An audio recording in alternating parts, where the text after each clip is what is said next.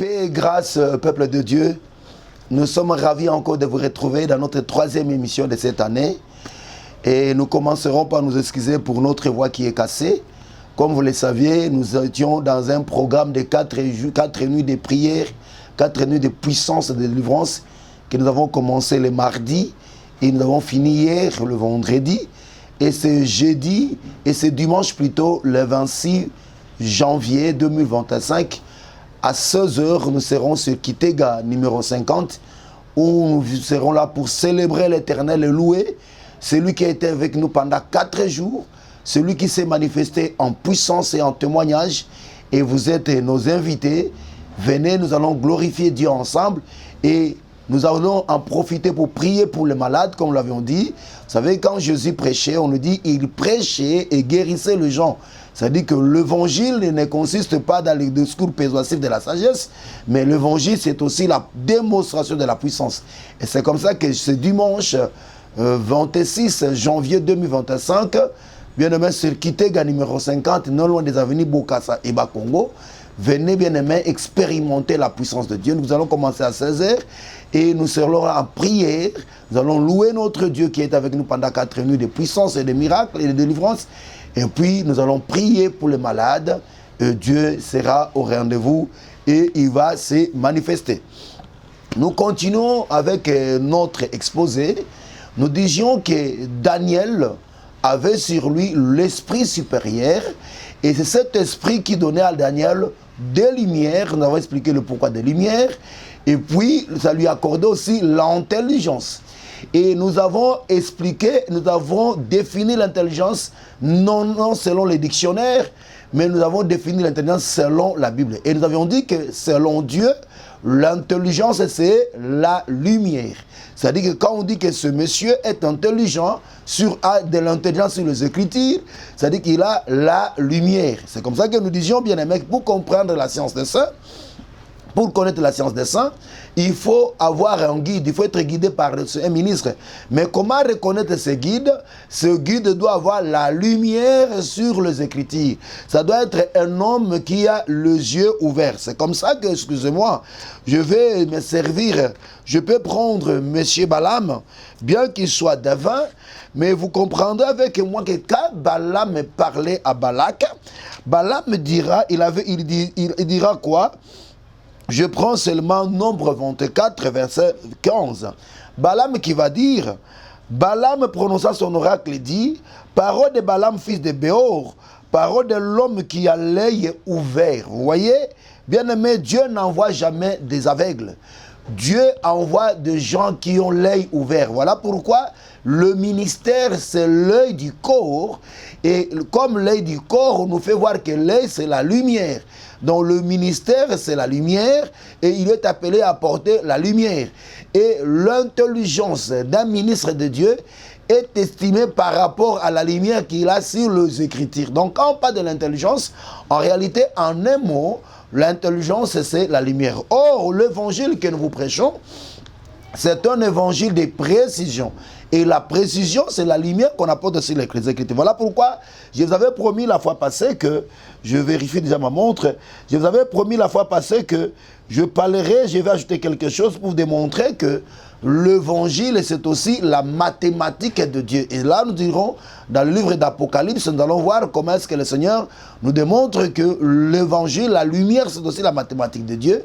Mais avant que nous y soyons, nous allons prendre le livre des Proverbes, chapitre 15. Nous allons prendre le verset 23 que nous dit la parole du Seigneur. Proverbe chapitre 15, verset 23. Il est écrit, il est dit ceci, la Bible dit, le frère Salomon dit ceci, on éprouve de la joie à donner une réponse de sa bouche. Et combien est agréable une parole dite à propos. Vous voyez? Bien-aimé, est agréable cette parole dite à propos. C'est-à-dire, l'évangile, c'est une parole dite à propos, ou en réalité, l'évangile, c'est la parole de précision. C'est-à-dire que Dieu a toujours parlé en précision. Voilà pourquoi le frère Paul dira que dans cet évangile, il n'y a pas le oui et le non, mais il y a oui et amen. Et le Seigneur Jésus qui dira que votre oui vous soit oui et que votre non soit non, car ce qui vient après vient du diable. C'est-à-dire dans l'évangile, bien aimé, il n'y a pas les à peu près. Dans l'évangile, il n'y a pas de suppositions. Dans l'évangile, il n'y a pas le non et le oui.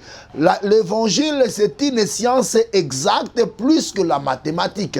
Voilà pourquoi nous l'appelons la mathématique de Dieu. Et bien aimé, comme l'évangile, c'est la parole de précision, donc bien aimé, le prédicateur, celui qui parle de la part de Dieu, il doit bien aimer parler avec précision. Il doit dire des paroles, il doit prononcer des paroles dites à propos. Voilà pourquoi un ministre de Dieu, il ne peut pas raisonner sur les Écritures. Dieu ne lui permet pas de raisonner. Mais le ministère consiste à donner la réponse au questionnement de Dieu. Or, les réponses que le ministère donne ne viennent pas du ministère, mais c'est Dieu lui-même qui donne ces réponses. C'est-à-dire que c'est lui qui a fait des questions, c'est lui qui a donné des questions, lui-même retient la réponse à ces questions. Et là, vous verrez bien, vous comprendrez que je suis chez le frère Samson. C'est Samson qui avait donné l'énigme à ses convives. Mais la réponse à l'énigme de Samson ne pouvait que provenir de Samson lui-même. Voilà pourquoi le Philistin ne pouvait pas donner la réponse et il n'avait pas d'autre choix que d'aller voir la génisse. Mais la génisse qui devait donner la réponse ne pouvait pas aussi de lui-même, d'elle-même plutôt donner la réponse. Donc il a fallu que la génisse aille consulter Samson afin que Samson lui donne la réponse. Or, Samson, c'est Dieu lui-même. Donc, bien aimé, nous sommes que la génisse. L'église, c'est la génisse. Le ministère, c'est la génisse. Donc, bien aimé, le ministère, pour donner la réponse aux convives, au peuple, pour que le peuple puisse recevoir la vie, le ministère n'est pas appelé à raisonner, mais le ministère est appelé à rentrer auprès de Dieu, afin que l'Éternel lui-même puisse donner au ministère la réponse à ces questions, afin que le peuple ait la vie. C'est comme ça que le frère Paul dira que ce que je vous enseigne était commandement du Seigneur. Et il dira que cet évangile, il ne l'a pas reçu d'un homme. Quand il a plu à Dieu de se révéler en lui, il n'a consulté ni la chair ni le sang. Donc il est monté en Arabie. Et c'est là où l'Éternel s'était révélé en lui. C'est là où nous disons bien aimé que il n'y a pas de ministère sans révélation. Et le ministre bien-aimé est estimé par rapport à la révélation qu'il a. C'est comme ça que le frère Paul aussi dira, bien-aimé, dans le livre des Éphésiens, il dira, en lisant ces écrits, vous pouvez vous représenter l'intelligence, que je suis le mystère de Christ. Vous comprenez? Or, l'intelligence là, c'est ça la lumière. Donc, si on vous posait la question, c'est quoi l'intelligence? L'intelligence selon Dieu, c'est la lumière. La lumière qu'on a sur les Écritures.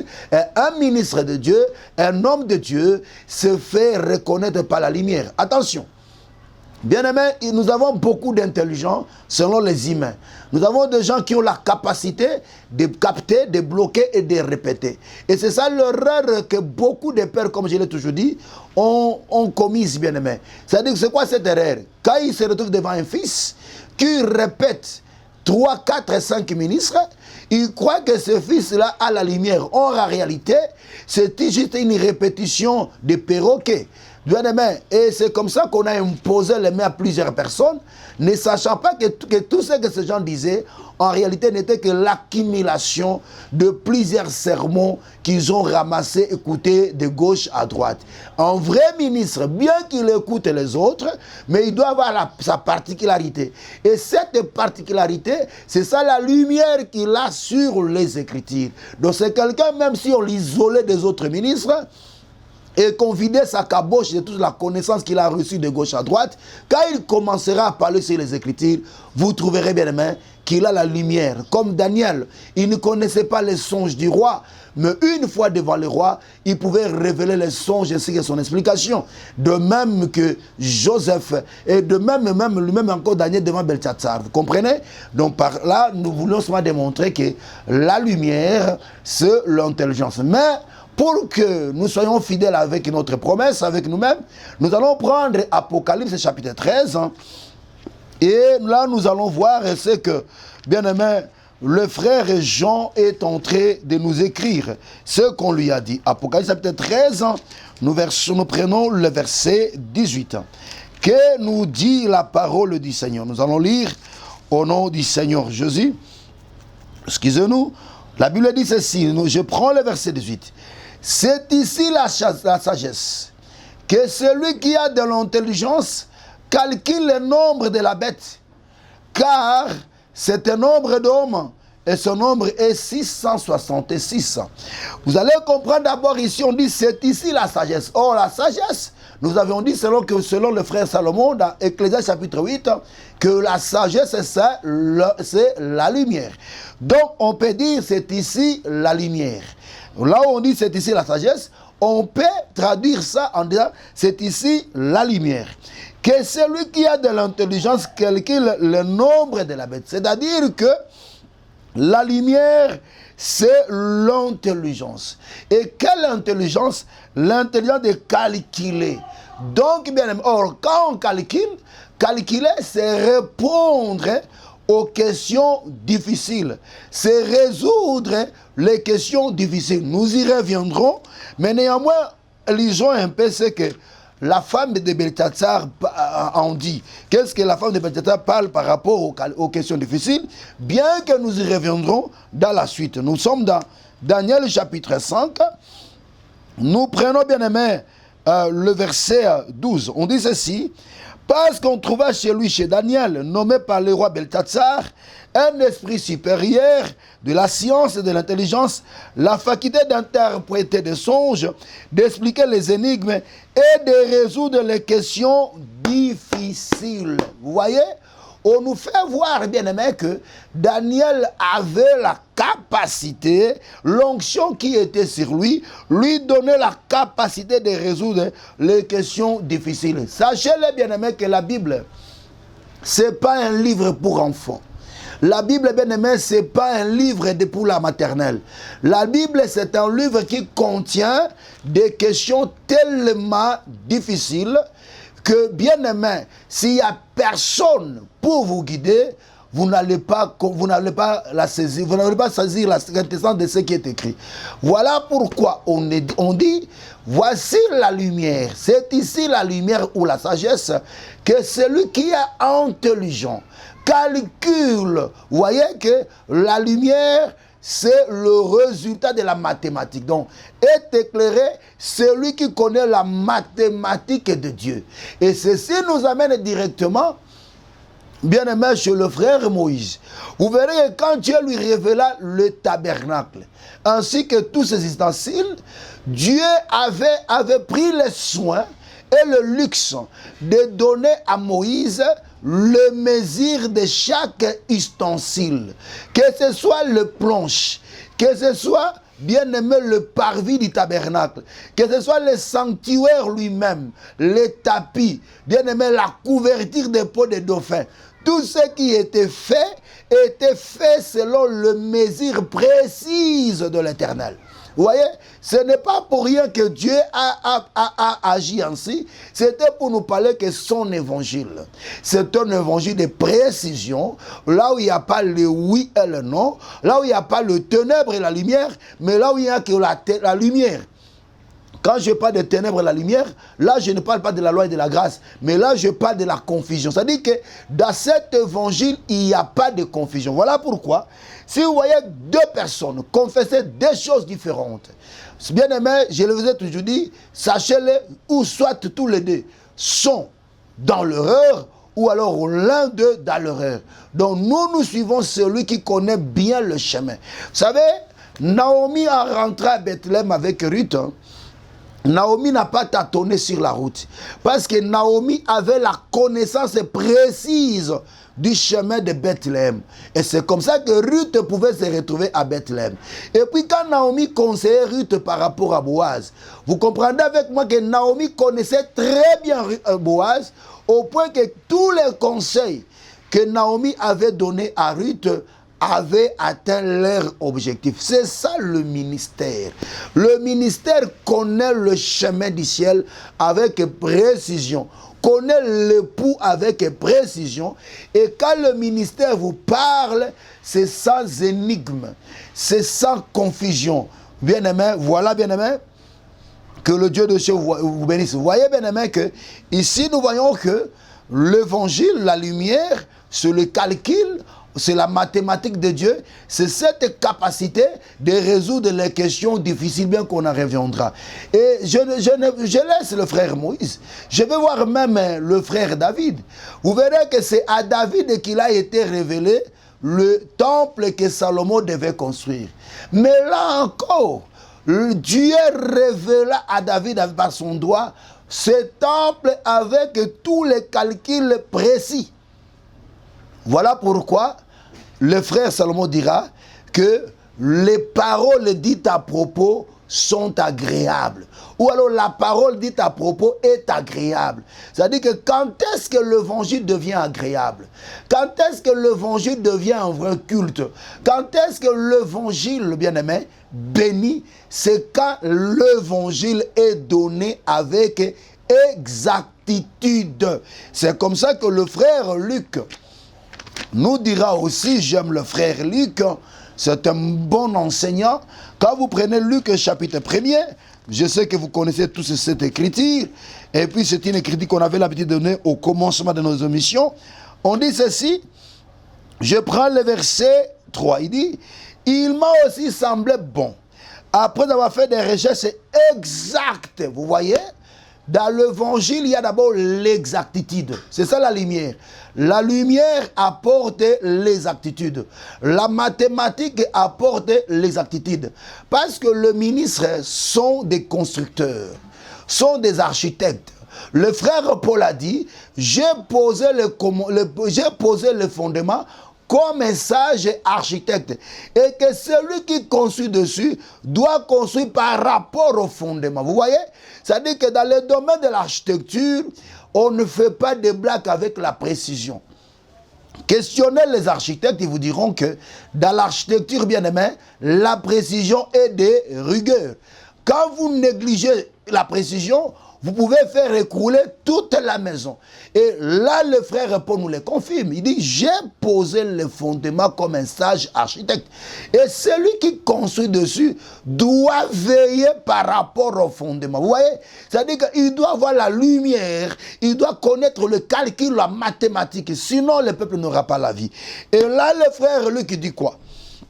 Il m'a aussi semblé bon, après d'avoir fait des recherches exactes, si toutes les choses depuis leur origine, de te l'exposer par écrit d'une manière suivie, excellent Théophile, afin que tu reconnaisses la certitude des enseignements que tu as reçus. Vous voyez, nous prêchons l'évangile d'exactitude, l'évangile de certitude, bien-aimé, pas les à peu près. Ce n'est pas ça que je vois aujourd'hui. Aujourd'hui, un prédicateur confesse quelque chose, 2 ans plus tard, il confesse autre chose, après 14 ans, il confesse encore autre chose, et là, on ne comprend plus qui il est. C'est comme hier, quand on était encore jeunes dans la foi, on s'opposait aux gens qui nous disaient que les œuvres des Nicolaïtes, c'était construire des hôpitaux, faire des œuvres philanthropiques. On leur disait que ce n'était pas vrai. Et ils nous disaient, non, c'est ça les œuvres des Nicolaïtes. Mais aujourd'hui, bien aimé, ils sont revenus pour confesser, pour dire que c'était des erreurs. Non, bien aimé, l'évangile de Dieu n'est pas comme ça. L'évangile de Dieu, elle est oui et amen. Elle ne change pas. Elle reste, l'évangile de Jésus-Christ est constant. Il ne change pas. Je veux dire, la parole de Dieu ne change pas. La parole de Dieu, elle est la même hier, aujourd'hui et éternellement. Parce que c'est la parole éternelle. C'est l'évangile éternel qui ne connaît en rien, qui ne connaît pas en elle la variation ou alors les variations. Elle est constante. L'homme de Dieu peut se perdre, mais Dieu ne se perdra jamais. Parce que c'est le Saint-Esprit qui parle dans l'Église. Vous avez compris? Donc vous avez compris que l'intelligence, c'est la mathématique de Dieu. Ou la mathématique de Dieu, c'est la lumière sur le mystère. La lumière sur le mystère. Si réellement celui que vous appelez votre guide a été mandaté par Dieu, Dieu lui accordera la lumière sur le mystère. Tout ministre de Dieu s'est fait reconnaître dans la lumière, dans la capacité d'éclairer le peuple sur le mystère. Et c'est ça, bien-aimé, l'intelligence. Que le Dieu de cieux vous bénisse. Oui, je parlais pendant 20 minutes, il me reste 20 minutes, et puis les 5 minutes, ça nous servira pour le communiquer. Maintenant, bien-aimé, pour comprendre, on va ajouter quelque chose, vous avez compris. Et ici, bien-aimé, vous verrez que Jacob aussi, comme le père, il avait aussi 12 enfants. Mais parmi ces 12 enfants, il y avait aussi 2 enfants, bien-aimés, qui étaient aussi des guides pour Israël. Et là, je vais prendre Issachar. Nous sommes dans 1 Chronique, chapitre 12, verset 32. Si Dieu nous fait grâce, on va mettre point virgule là-dessus. Mais s'il ne nous fait pas grâce à cause du temps, on va continuer. 1 Chronique, chapitre 12, verset 32. Nous allons lire au nom du Seigneur Jésus. Que le Dieu de cieux vous bénisse et qui vous bénisse et qui vous accorde encore sa grâce. Vous qui nous suivez, il se peut que vous êtes malade, vous avez des soucis, vous avez des problèmes. Pendant que vous nous suivez, que le Dieu de cieux vous bénisse et que son onction vous localise, que sa main s'étende sur vous et que vous soyez bénis, guéris, restaurés, rétablis et que cette année 2025 soit pour vous une année d'élévation, de gloire, de bénédiction. N'ayez pas peur, Dieu est au contrôle de tout. Que le Dieu de cieux vous bénisse. 1 Corinthiens chapitre 12. Nous prenons le verset 32. Il est écrit: des fils d'Issachar, ayant l'intelligence des temps, pour savoir ce que devait faire Israël, des sans-chefs et tous leurs frères sous leurs ordres. On nous fait voir ici que le fils d'Issachar avait l'intelligence des temps pour savoir ce que devait faire Israël. D'abord, entre parenthèses, je veux dire qu'il n'y a pas de lumière sans savoir. C'est-à-dire que celui qui vous dit qu'il est éclairé, il est illuminé, c'est-à-dire qu'il a le savoir. Il n'y a pas d'intelligence sans savoir. Un intelligent, c'est quelqu'un qui a le savoir. Il a la connaissance. C'est ce que je voulais dire. Bien aimé, comment pouvez-vous dire que vous êtes intelligent? Vous avez la lumière, mais vous n'avez pas le savoir. Allez voir le frère Jésus, à l'âge de 12 ans, entouré par les docteurs, les scribes, les érudits de ce temps. Quand on lui questionnait, bien aimé, on avait estimé son intelligence par son savoir. Oui, la reine de Séba, en quittant les extrémités de la terre, en s'approchant de Salomon, a estimé l'intelligence de Salomon par le savoir. Oh, le pharaon dira: où trouverons-nous un homme comme celui-ci? Là, il parlait de Tafet Panéa qui Joseph. Il dira: où trouverons-nous dans toute l'Égypte, où trouverons-nous un homme comme celui-ci? Oui, bien-aimé, Joseph était estimé par son savoir. Il n'y a pas d'intelligence de ça, le savoir. Voilà pourquoi, homme de Dieu, vous devez vous instruire. Homme de Dieu, vous devez chercher la révélation. Homme de Dieu, vous devez chercher la compréhension et le savoir. Si Dieu nous fait grâce, nous y retournerons dans la conclusion et nous vous donnerons les versets. Mais bien-aimé homme de Dieu, si vous voulez être utile pour le peuple, comme Joseph l'a été pour l'Égypte, comme Daniel l'a été pour Nebuchadnezzar et son fils Belshazzar, comme Samson l'a été devant la génisse, bien-aimé, vous devez chercher Dieu dans la prière pour qu'il vous accorde d'abord la révélation. Parce que le ministère, ce n'est pas le fainéantisme. Ah oui, excusez-moi que je puisse exhorter. Cette année, vous voyez que nous prenons aussi le temps dans l'exhortation. J'ai compris que beaucoup de ceux qui s'appellent le ministre de Dieu sont vraiment fainéants dans le domaine de la prière. Ce sont des gens qui ne prient pas.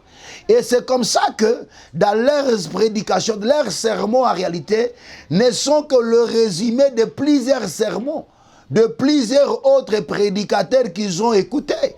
Et ils font seulement la synthèse. Bien aimé, un homme de Dieu, ça doit être quelqu'un qui doit prier. Il doit toujours monter devant la face de Dieu. Il doit s'approcher afin que Dieu lui parle. Moïse, bien aimé, priait. Un jour de sabbat, on a arrêté quelqu'un qui ramassait, bien aimé, le bois le jour de sabbat. Moïse dira, mettez-le d'abord en cachot et je vais consulter l'Éternel pour qu'il me dise qu'est-ce qu'on fera de ce monsieur. Là, je n'ai pas d'une manière littérale par rapport à la connaissance. Moïse est parti consulter l'Éternel. Oui, bien aimé, Daniel a consulté l'Éternel pour que l'Éternel lui révèle les songes du roi ainsi que son interprétation. Daniel, en lisant le livre de Jérémie chapitre 25, Daniel a prié Dieu et le Seigneur a envoyé son ange pour venir lui révéler les 70 semaines d'Israël communément appelées de Daniel. Vous voyez, tous ces prophètes que vous voyez, c'était des hommes de prière. Hommes de Dieu, priez. Priez, vous avez du temps à lire, à écouter des cassettes, des brochures, des syllabus, c'est bien, mais prenez du temps dans la prière. Et qu'est-ce que vous allez demander à la prière? Pas la mort de vos ennemis, pas la confusion de ceux qui vous haïssent, mais demandez à Dieu qui vous révèle sa parole. Excusez-moi pour le temps que je vois pour la révélation. Vous savez, aujourd'hui, on a trop d'aventuriers dans cette œuvre de Dieu. Le prédicateur qui a la prédication à 17h, et voilà, les avant-midi, au lieu de chercher d'aller en prier pour chercher son Dieu, il est dans le pressing. Après le pressing, il est chez le coiffeur. Après, chez le coiffeur, il va emprunter une voiture. Et bien aimé, ce qui lui intéresse, lui, c'est son impression. C'est-à-dire qu'il veut, c'est son image qui l'intéresse. Or, le peuple qui viendra le soir, il ne viendra pas pour votre image, mais ce peuple viendra écouter l'ainsi par l'Éternel. Écoutez, bien-aimés, là je suis dans la littérature, dans la connaissance. Jean-Baptiste que vous voyez, en le voyant comme ça, bien que tout ce qu'il était là, c'était toute une révélation, mais quand elle a comme ça, le voyant physiquement comme ça, Jean-Baptiste n'avait rien d'impressionnant. Mais en réalité, c'était le prophète. Jésus-Christ dira, ceux qui sont en tunique blanche sont dans le temple. Mais là, dans le désert, c'était l'homme. L'homme, oui. L'homme, c'est l'homme Malachie chapitre 3. Oui, l'homme là, celui qui devait envoyer, enfin que bien-aimé. Oui, bien-aimé, je disais quoi? L'homme selon Ésaïe 40. Celui qui était là, le messager. Est-ce que vous avez compris, bien-aimé? Celui à qui Dieu s'est révélé, il a dit, celui sur qui tu verras le Saint-Esprit descendre comme la colombe, c'est lui. Oui, bien-aimé, vous devez prier pour recevoir la révélation. Dieu révèle les Écritures, Dieu révèle les Écritures. Voilà pourquoi il y a certains hommes de Dieu par orgueil, connaissant que vous êtes leurs fanatiques, ils vous disent, si vous vous détachez de nous, vous ne parlerez plus bien.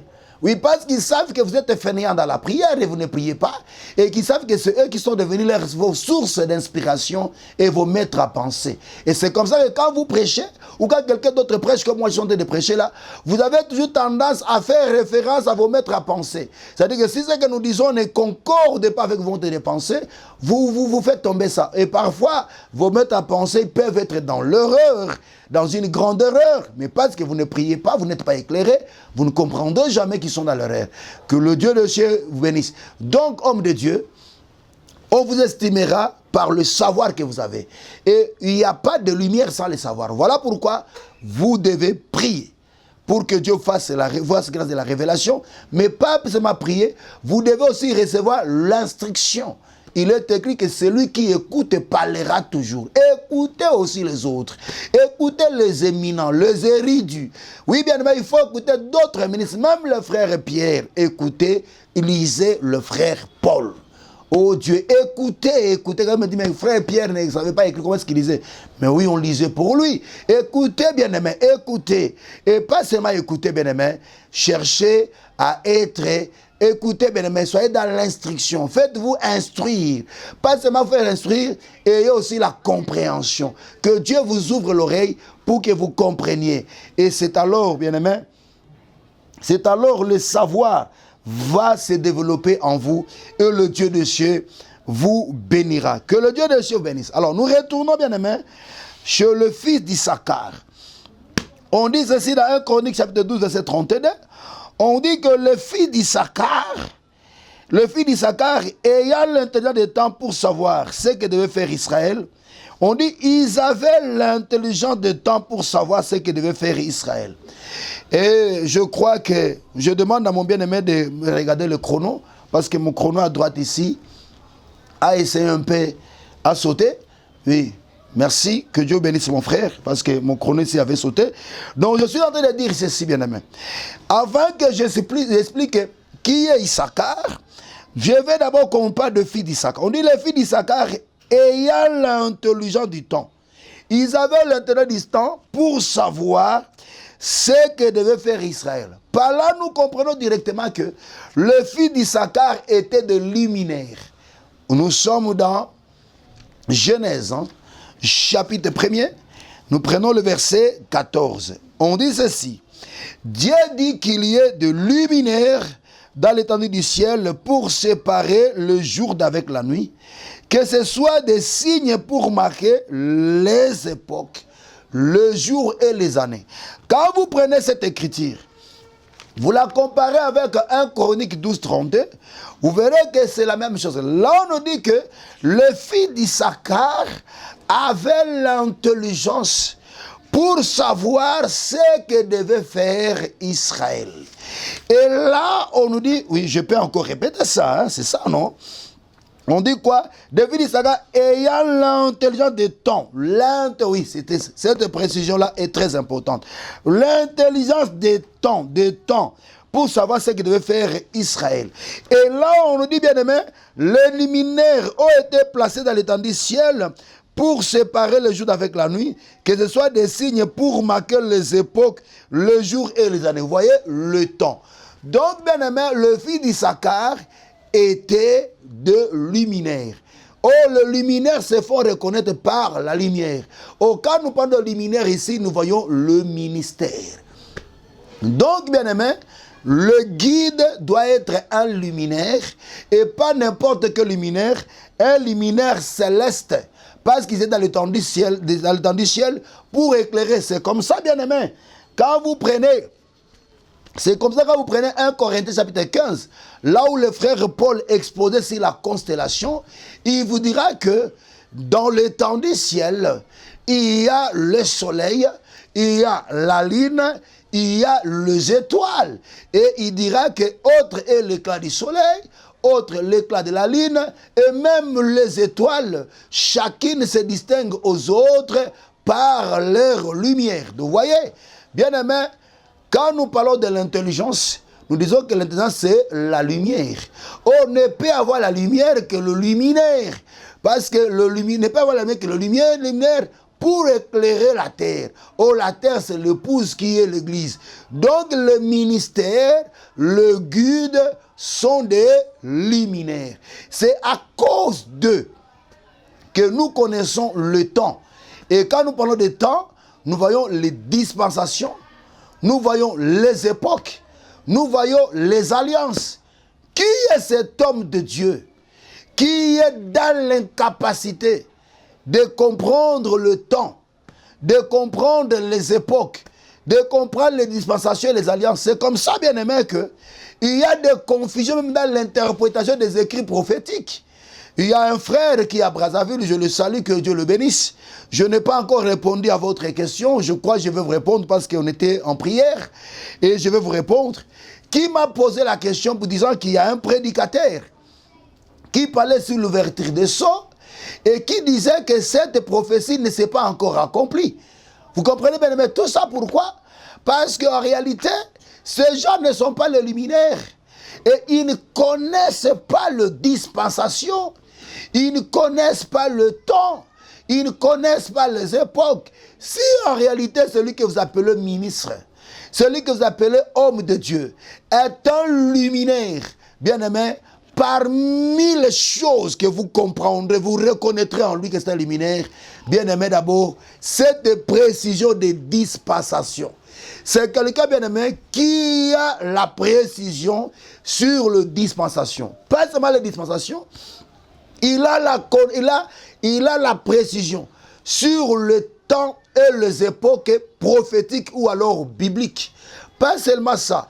Il a bien aimé la précision sur les alliances. C'est quelqu'un qui ne mélange pas tout. Il n'est pas dans la confusion. C'est quelqu'un qui sait séparer la nuit d'avec le jour.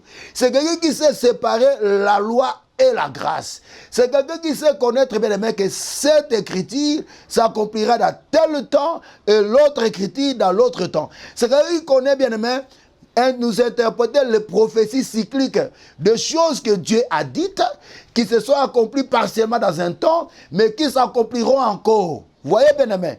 Donc, bien-aimé, le fils d'Issachar, c'était de vrais luminaires qui pouvaient nous préciser le temps. C'est là où se fait reconnaître un ministre. Qu'il soit évangéliste, pasteur, prophète, docteur ou apôtre comme vous le voulez, bien-aimé, vous devez savoir d'abord, il doit avoir la lumière sur le temps, c'est ce que j'ai déjà dit dans cette émission, la lumière sur le temps, je me répète, sur les époques, sur les dispensations, sur les alliances. Voilà, c'est comme ça qu'aujourd'hui dans certaines assemblées, on demande aux sœurs qui sont pendant leur mastrue de ne pas aller au culte, parce que seulement on ne comprend pas le dispensation, le temps.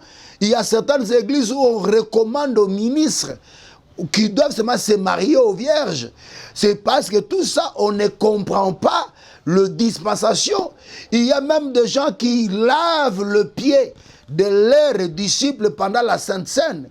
Tout ça, c'est parce qu'ils ne comprennent pas les dispensations et le temps. Donc, bien aimé, le vrai luminaire se font reconnaître dans la connaissance de temps, de dispensation, des alliances, et ainsi de suite. Que le Dieu de cieux vous bénisse. Vous avez compris le fils d'Issachar. Maintenant, qui était Issachar? Parce que le fils n'est que le reflet du Père. On ne peut pas parler du fils sans parler du Père. Qui était Issachar? Issachar, quand vous prenez Genèse chapitre 30, c'était le 5e fils de Léa et le 7e bien-aimé de Jacob. Or, quand nous voyons le chiffre 5, nous voyons les dons ministériels.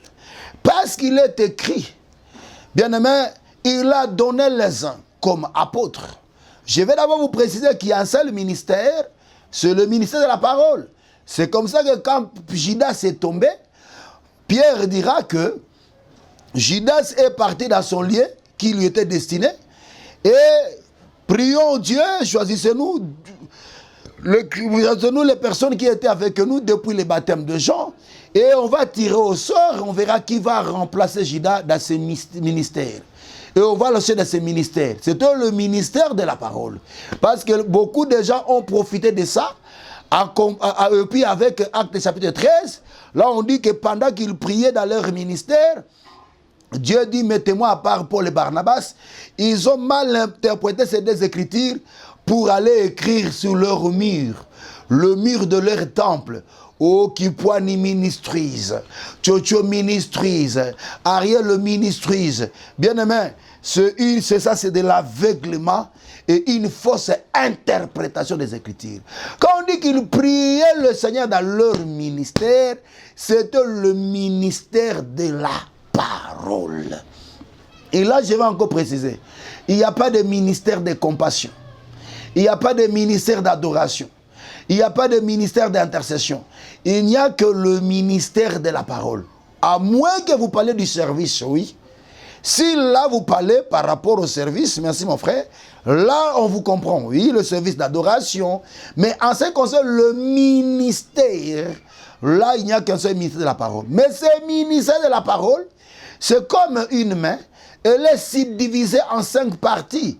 Parce que le ministère est appelé à porter la lumière, l'intelligence. Et c'est ça le chandelier, bien-aimé.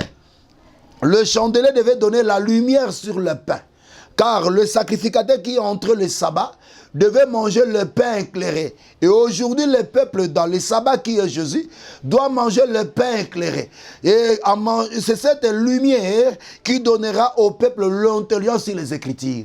Mais le chandelier qui donnait la lumière les chandelles même étaient subdivisées en 5 parties.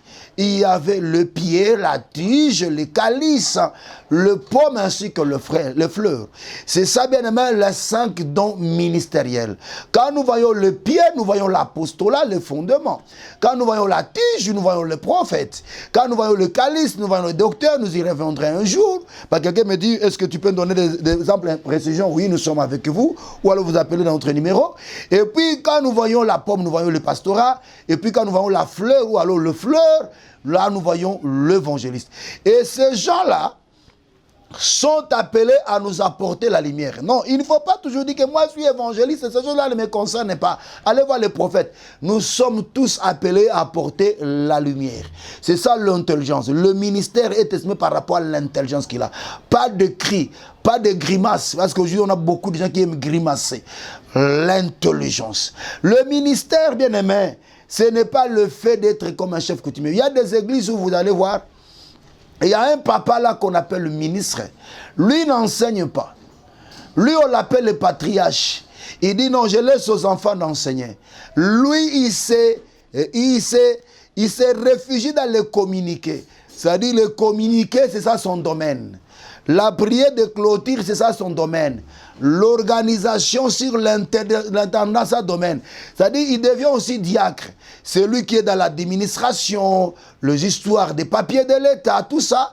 Mais quand il s'agit de l'enseignement, là, il faudra retourner au temps ancien pour se souvenir de ce qu'il avait prêché. Non, bien aimé, le ministère, premièrement, c'est l'enseignement.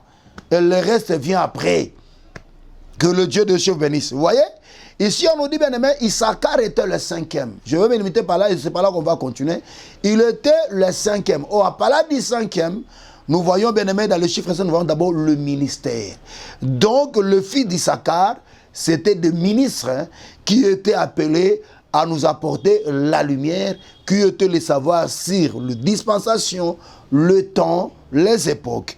Que le Dieu de Dieu vous bénisse. Nous nous mettons par là parce que le temps est jaloux. Soyez bénis chez vous, vous qui êtes malades, vous qui avez des petits soucis, vous avez des problèmes, et que mon Dieu vous bénisse, que mon Dieu vous guérisse. Quelqu'un me dit, pourquoi vous avez dit des petits soucis? Oui, parce que nous minimisons ça. Que ce soit le cancer ou le sida sont des petits soucis, parce que le nom de notre Dieu est tellement puissant. Que le Dieu de Dieu vous bénisse et que vous accompagne abondamment. Nous vous convions demain c'est le 26, comme l'avons dit au début, nous avons notre culte d'adoration et d'action de grâce sur Kitega numéro 50 de 16h à 19h30. Vous prenez Bokasazando ou Kasaizando, vous descendez sur Kitega et nous sommes au numéro 50 dans la commune de Barumbu, non loin des avenues Bokassa et Bakongo. Et demain, nous avons culte de 16h à 19h30. Ça sera aussi un service de miracle et de guérison. Nous prierons bien aimé pour le malade, pour divers cas, et Dieu fera grâce. Ne manquez pas à ce rendez-vous et Dieu vous bénira. Continuez à nous suivre sur la même chaîne, aux mêmes heures, au même jour, et Dieu vous bénira.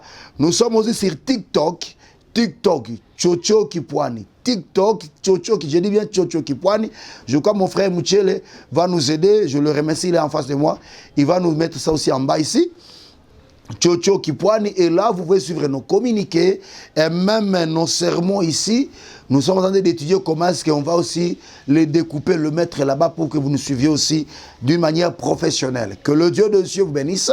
Vous avez besoin de prières, nous avons notre groupe WhatsApp devant sa face.